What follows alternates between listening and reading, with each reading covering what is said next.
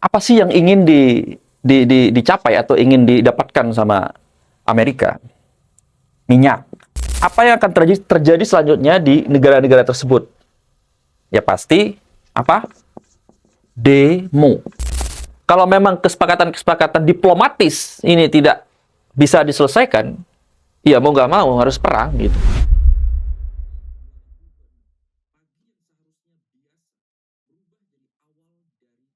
Oke, jadi sekarang kita coba bahas tema besarnya adalah Amerika, lalu Israel, dan Iran.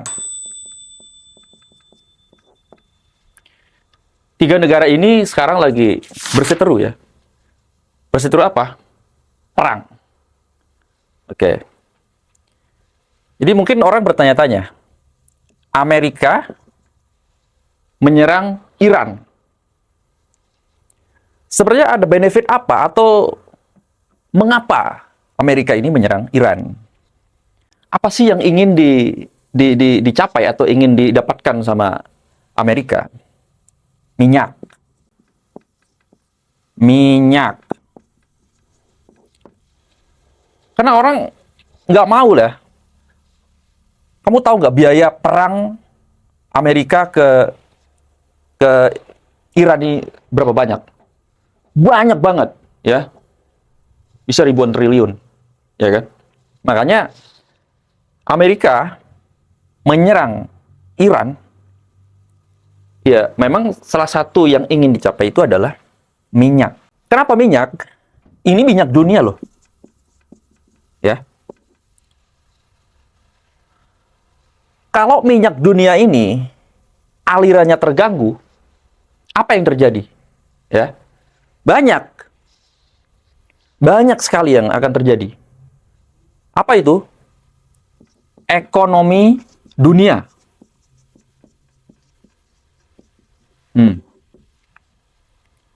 Oke? Kalau ekonomi dunia terganggu, lalu apa yang akan terjadi selanjutnya di negara-negara tersebut? Ya pasti apa? Demo. Oke? Kita mengerucut lagi di Indonesia. Pernah terjadi demo? Pernah kan? Waktu zamannya Pak SBY, waktu itu demo gara-gara apa? Gara-gara BBM naik, ya kan? Makanya dikasih subsidi dan sebagainya, kayak gitu. Ya pada saat ini mungkin yang akan didemo siapa? Pak Prabowo, ya kan?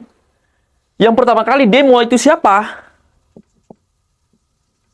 Nih, mak-mak. Karena mak-mak ini yang lebih paham tentang dapur rumah tangga gitu. Oke? Jadi begitu ya. Menurut keyakinan Amerika, ya, kenapa Amerika menyerang Iran? Salah satunya adalah minyak. Ya. Amerika ini dipercaya oleh dunia sebagai polisi dunia. Seperti itu. Polisi dunia. Jadi Amerika ini punya visi dan misi untuk menegakkan perdamaian seperti itu. Oke. Lalu selain minyak apa lagi? Pengaruh. Pengaruh. Pengaruh di mana? Di Timur Tengah. Oke. Jadi Amerika ini ingin mempertahankan pengaruh di Timur Tengah. Contohnya di mana? Banyak. Ya, dihapus dulu nih. Oke, kita bahas Amerika dulu nih. Pengaruh di Timur Tengah, itu ada Arab Saudi. Arab Saudi. Lalu Dubai. Dan lain-lain. Di negara-negara Timur Tengah itu, Amerika punya pangkalan militer. Ya. Seperti itu. Jadi kepentingannya banyak. Ini sekutu-sekutu Amerika, termasuk di Asia siapa ya? Kita, Indonesia juga termasuk sekutu Amerika. Sekutu dagang ya. Seperti itu. Jadi menurut keyakinannya si Amerika, Kalau si Iran ini, ya, nah ini kepercayaan Amerika juga ini, ya, keyakinannya. Nuklir, selain minyak, ya, tadi minyak, ya, BBM lah ya, lalu pengaruh, nuklir, bahaya dong, kata Amerika. Kalau kalau Iran memiliki nuklir, ya, ini akan bahaya nih nanti, ya. Bisa-bisa Iran ini merebut pengaruh. Nah, jadi ke sini lagi bisa merebut pengaruh. Jadi negara-negara sekutu Amerika yang ada di Timur Tengah itu bisa pro ke Iran, ya kan? Nanti ya bisa-bisa kalau negara Iran ini semakin besar, Timur Tengah ini kan menjadi pusat minyak dunia, seperti itu ya. Jadi akan sangat bahaya. Bahaya sekali. Makanya Amerika yang dijuluki oleh masyarakat dunia bahwa Amerika ini adalah polisi dunia yang menegakkan perdamaian, katanya seperti itu. Bahaya. Jadi ini yang diincar sama Amerika ya. Nuklir, bahwa Iran tidak boleh memiliki nuklir. Ya. Seperti itu. Jadi tujuannya ya kurang lebih seperti ini. BBM, bahan bakar. Ada namanya Selat Hormuz. Hormuz. Ya, kurang lebih begini. Jadi ini jalur ya BBM dari Timur Tengah ke negara-negara Asia. Ya, seperti termasuk di Indonesia. Makanya kalau perang ini berlangsung lama, seperti tadi yang akan terjadi adalah demo. Kalau saya baca berita tadi, Bahlil ya. Bahlil kalau nggak salah beritanya itu punya cadangan minyak selama berapa sebulan kalau nggak salah itu ya. Ya. Kalau misalnya perang ini berlangsung lama misalnya, ya katakanlah 6 bulan, apa kabar dengan Indonesia? Ya, ini kita ngomongin negara dulu, sendiri dulu. Ini pasti demo. Demo. Ini bahaya. Bahaya banget. Oke? Udah, kelar dulu nih Amerika. Coba kita bahas ke negara Israel dulu. Israel. Israel ini siapa? Ya, Israel ini sekutunya Amerika. Nah, menurut keyakinannya Israel bahwa negaranya itu merasa terancam, ya, merasa terancam oleh Iran. Nggak tahu kenapa. Apakah berhalusinasi? Silakan tafsirkan sendiri, ya. Israel ini merasa negaranya itu terancam oleh Iran. Begitu. Makanya Israel menyerang Iran. Oke. Timbul pertanyaan lagi. Mengapa Israel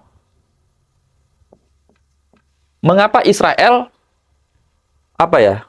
Menyuruh istilahnya begitu ya, menyuruh Amerika atau menekan Amerika untuk menyerang Iran. Ayo, mengapa? Saya menduga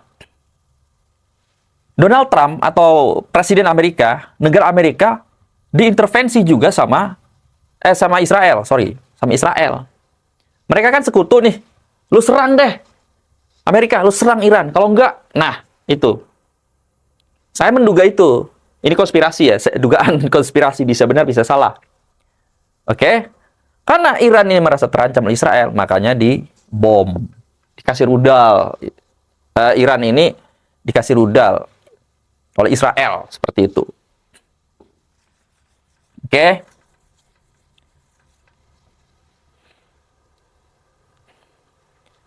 Jadi agak bahaya memang, ya, Iran.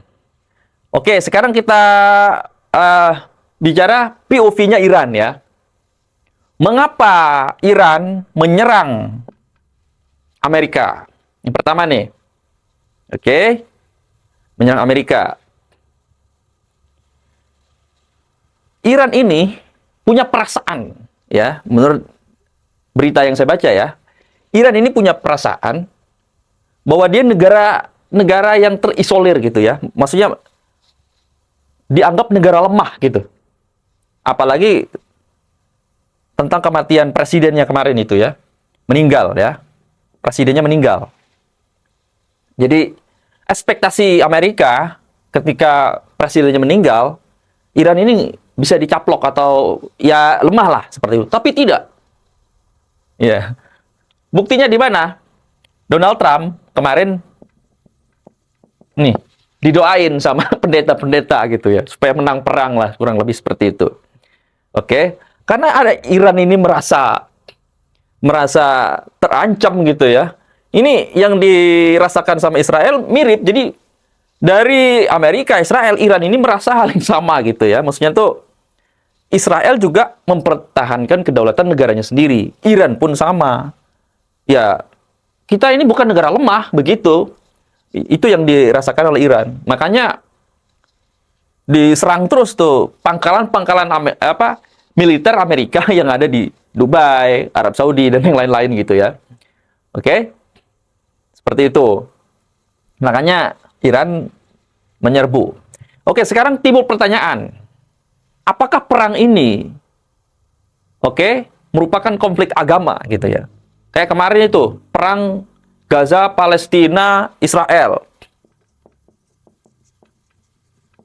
Apakah perang ini, ya ini kan Iran kan negara Islam gitu ya. Oke. Didasarkan atas agama. Menurut saya tidak. Ya. Agama ini hanya dijadikan tools. Alat propaganda.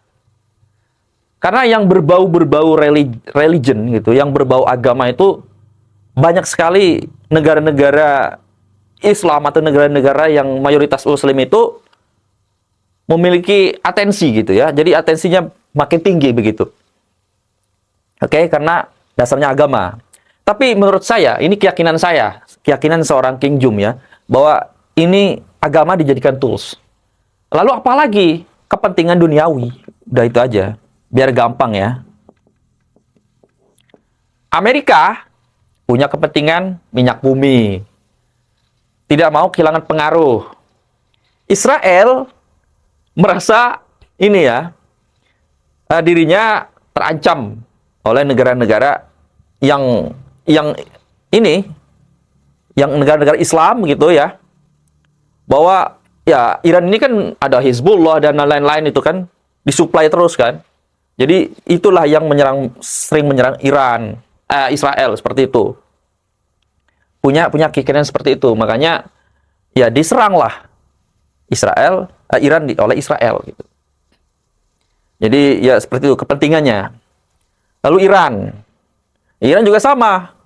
Ya, dia tidak merasa, ini saya ulang lagi ya. Dia merasa bahwa wah, kita ini bukan negara ini gitu. Nah, seperti itu kurang lebih. Jadi semua negara di dunia ya. Semua negara di dunia ini akan mempertahankan negaranya sendiri untuk supaya tidak chaos lah seperti itu.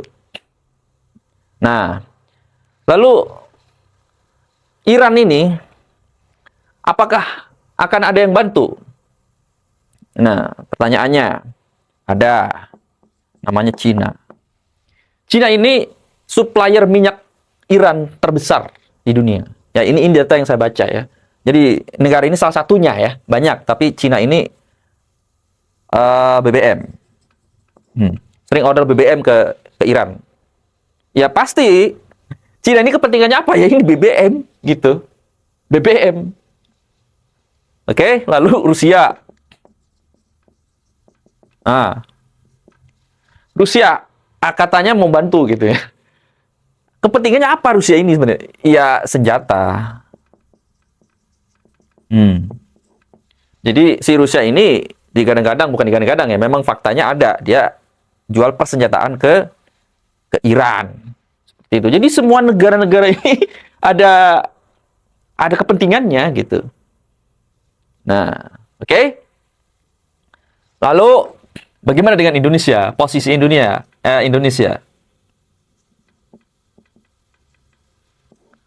Katanya Prabowo mau mendamaikan perang Israel, Amerika, dan Iran begitu ya.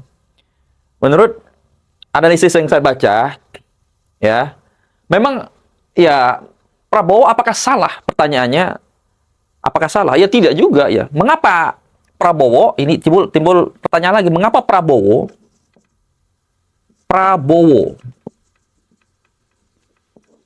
mengapa Prabowo ingin mendamaikan negara yang berselisih ini? Oke, sekarang Iran sama Indonesia sahabat nggak? Ya bersahabat gitu. Indonesia sama Amerika, US lah kita sebut. Ini juga bersahabat. Kemarin kita deal-dealan tuh, banyak sekali kan deal-dealan. Jadi bersahabat juga, bersekutu begitu. Sama Rusia, apalagi bersekutu kan negara Indonesia non-blok kan. Tapi sama Rusia tidak. Nah, Rusia tidak. Bukan Rusia, sorry. Israel. Sama Israel ya, tulis di sini. Ini enggak. Jadi bagaimana Prabowo mau mendamaikan ketiga negara yang berselisih ini, sedangkan Indonesia itu tidak mengakui Israel begitu. Nah, ini bukan kata saya doang, kata pengamat-pengamat juga begitu. Jadi agak susah sebenarnya. Tapi apakah salah Prabowo? Enggak juga.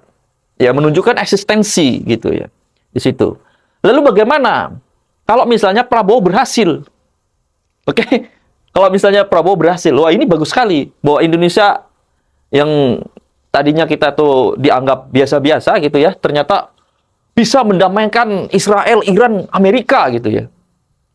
Nah, kalau gagal gimana? Kalau gagal gimana? Ya nggak apa-apa juga. Yang penting kan eksistensinya ada. Nggak masalah kan? Jadi apa yang dilakukan Presiden kita, Pak Prabowo, ya, itu dalam rangka mempertahankan kedaulatan negara kita. Begitu. Jadi, ya itulah yang dilakukan presiden-presiden di dunia seperti itu. Untuk menjaga bagaimana negara kita itu tidak kacau balau seperti itu. Jadi, saya rasa semua pemimpin negara di dunia, termasuk Donald Trump, Presiden Iran, Presiden Israel, itu dalam rangka mempertahankan negaranya sendiri. Seperti itu. Nah, lalu timbul pertanyaan, kenapa terjadi perang? War. Ya. War. Kenapa terjadi perang? Ya kalau memang kesepakatan diplomatis ini tidak bisa diselesaikan, ya mau nggak mau harus perang gitu. Oke? Lalu timbul pertanyaan, setelah itu bagaimana? Ya, efeknya akan kemana-mana memang. Ya, ada yang bilang perang itu nggak berguna, ya, nggak ada gunanya begitu. Ya. Menurut saya bisa iya bisa tidak. Perang ini sangat menguntungkan sebenarnya dari pihak-pihak tertentu yang menjual senjata, ya, yang memproduksi senjata.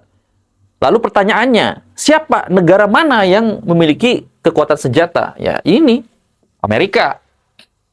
Oke? Amerika. Lalu siapa? Yaitu Rusia tadi. Nih Rusia juga. Wah, ini. Siapa lagi? Nih, Cina. Tapi yang menurut saya, yang negara yang paling superpower memiliki persenjataan saat ini adalah Amerika. Begitu. Oke? Oke, paling itu saja ya. Tentang polemik perang Iran, Israel, dan Amerika. Ya pada intinya, ya gini teman-teman, kita harus menjadi fighter. Jadi mau perang ini mau kemana, misalnya mau berkepanjangan, ya kita nggak bisa cegah gitu ya. Yang kita harus bisa lakukan adalah gimana caranya ya mempertahankan diri dulu. Ya nggak bisa, kalau udah perang ya perang gitu. Entah itu nanti akan terjadi krisis BBM, Dan demo di mana-mana, iya itu polanya sudah terjadi dan zamannya PSBY juga kan. Krisis BBM apa yang terjadi? Barang-barang naik. Ya kan? Ya orang susah beli gitu, mau beli daging misalnya harganya berapa tuh? Saya nggak tahu harga daging. Misalnya taruhlah 50.000 per kilo misalnya, nggak tahu ya. Bisa jadi 300.000 misalnya. Ya, gimana caranya orang bisa makan daging? Mak-mak teriak lah, pasti akan demo. Oke? Menurut kalian, ya, kalau misalnya Selat Hormuz tadi, Hormuz namanya. Selat Hormuz ini, orang kapal-kapal yang ngantar BBM itu nggak bisa distribusi minyak bumi ke negara-negara di Asia. Apakah ini akan menjadi puncak krisis BBM dan memicu perang dunia ketiga? Nah, itu pertanyaannya. Lalu, apakah kalau misalnya Cina, Rusia, ya, beneran membantu Iran, apakah ini menjadi awal mula celetukan untuk terjadinya perang dunia ketiga? Oke, silakan jawab di kolom komentar. Sekian dari saya.